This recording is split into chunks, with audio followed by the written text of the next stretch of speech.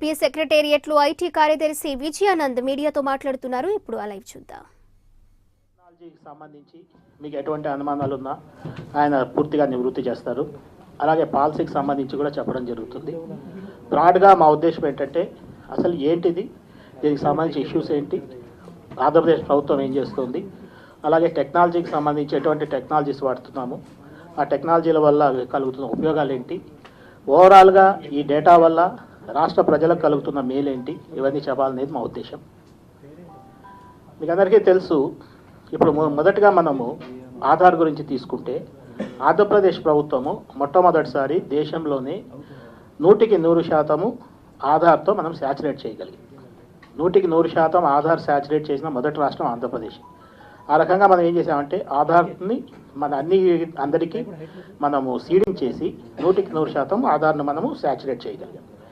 ఈ ఆధార్కి సంబంధించి మీరు బ్రాడ్గా 2016 ఆధార్ యాక్ట్ చూస్తే ఆధార్ యాక్ట్ ఏం చెప్తుందంటే ఒక ఇండివిజువల్ బెనిఫిషరీ ఎవరైనా సరే తను ఐడెంటిఫై చేసుకోవడానికి తన ఆధార్ నంబర్ను అతను వాడుకోవచ్చు. ఎందుకంటే ఒక బెనిఫిట్ రావాలన్నా బెనిఫిట్ తీసుకోవాలన్నా కూడా ఒక ఇండివిజువల్ బెనిఫిషరీ తన ఐడెంటిఫై కోసం ఆధార్ నంబర్ను ఆయన వాడుకుంటారు. అలాగే ఎవరైతే బెనిఫిట్ ఇస్తున్నారో we call them as service providers. అంటే ఒక డిపార్ట్మెంట్ కావచ్చు, సోషల్ వెల్ఫేర్ డిపార్ట్మెంట్ కావచ్చు, లేకపోతే ఇంకొక డిపార్ట్మెంట్ కావచ్చు, పెన్షన్స్ కావచ్చు, ఇంకోటి కావచ్చు.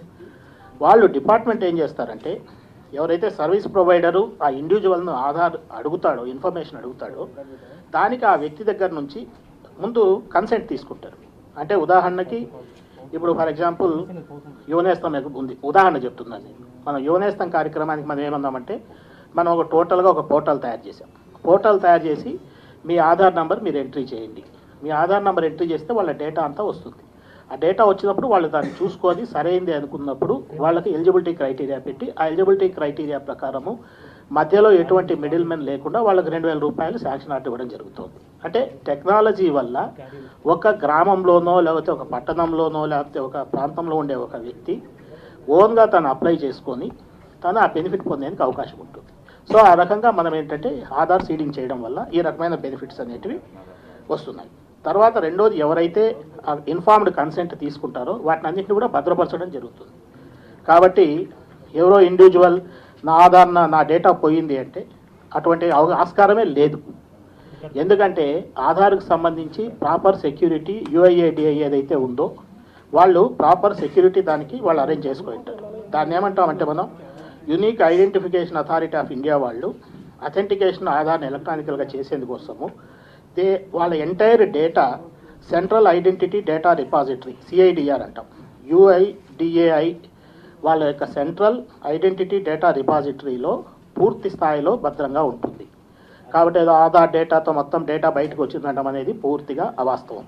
ఎందుకంటే మొట్టమొదటిది Aadhaar data government of UIDAI ఏదైతే ఉందో వాళ్ళ కంట్రోల్లో వాళ్ళ పర్యవేక్షణలో ఉంటుంది. చాలా సెక్యూర్డ్ అయిన సెంట్రల్ ఐడెంటిటీ డేటా రిపాజిటరీలో ఉంటుంది. తర్వాత ఆధార్ తర్వాత రెండవది నేను మీకు క్లారిటీ ఇవ్వదలుచుకున్న అంశం ఏంటంటే మనం ఒక సాధికారత సర్వే అయితే చేశాం. పీపుల్స్ సర్వే అన్నాము, పీపుల్స్ పల్స్ సర్వే అన్నాము, దాని తర్వాత ప్రజా సాధికారత సర్వే చేశాం. ఈ ప్రజా సాధికారత సర్వే కూడా ఈరోజు కూడా it is an on going process. ఈరోజు కూడా మీరు వెబ్సైట్ ఓపెన్ చేసి చూస్తే ప్రజా సాధికారత సర్వే మీకు డేటా కంటిన్యూ అవుతూనే ఉంటుంది. అంటే ఏంటి ఇట్ ఈజ్ ఈ ప్రజా సాధికారత సర్వే ద్వారా మనం ఏంటంటే ఒక వర్చువల్ ఐడి క్రియేట్ చేసి ఏదైతే ఫ్యామిలీ ఉందో ఫ్యామిలీకి ఒక ఐడెంటిటీ ఇచ్చాము. ఈచ్ ఫ్యామిలీకి ఒక ఐడెంటిఫికేషన్ నెంబర్ ఇచ్చాం. వాళ్ళ 360 degree view of the family తీసుకొని ఆ ఫ్యామిలీకి మనం ఒక ఐడెంటిటీ ఇచ్చాం. ఇచ్చిన తర్వాత ఈ డేటాని మనం ఏం చేసామంటే భద్రంగా స్టోర్ చేసాం. ఈ డేటా అందరూ ఇంటర్నెట్లో ఉందనుకుంటున్నారు. ఇది ఇంటర్నెట్లో లేదు, అసలు ఇది సపరేట్ సర్వర్స్లో ఉంది.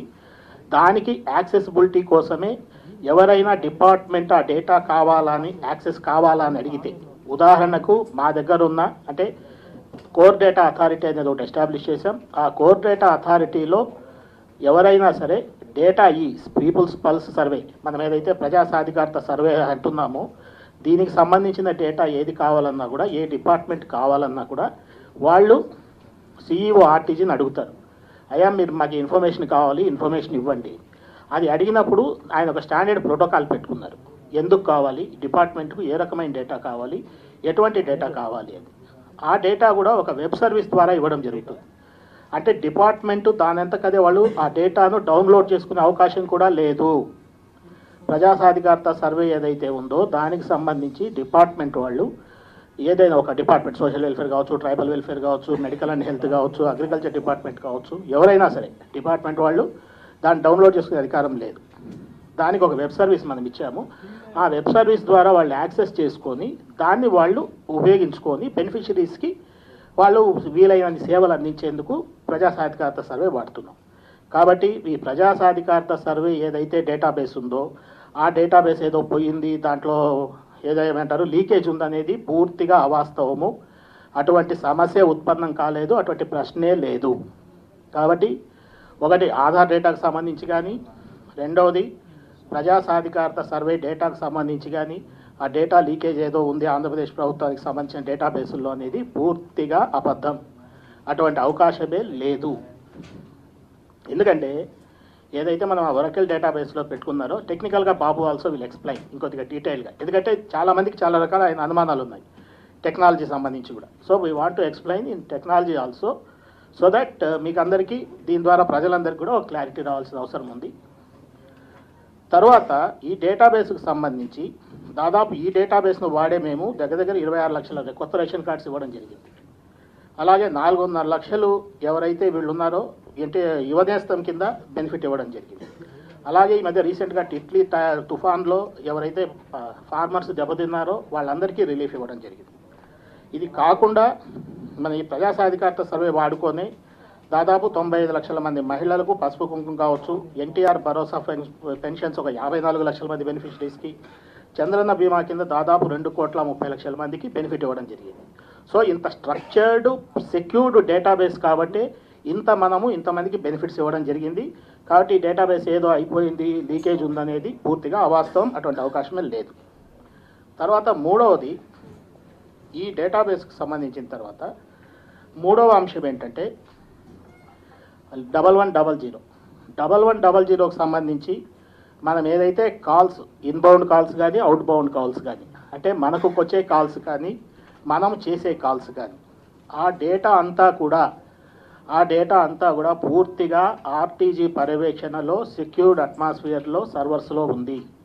ఆ డేటా వేరే ఎవరికి యాక్సెస్ అయ్యే అవకాశమే లేదు.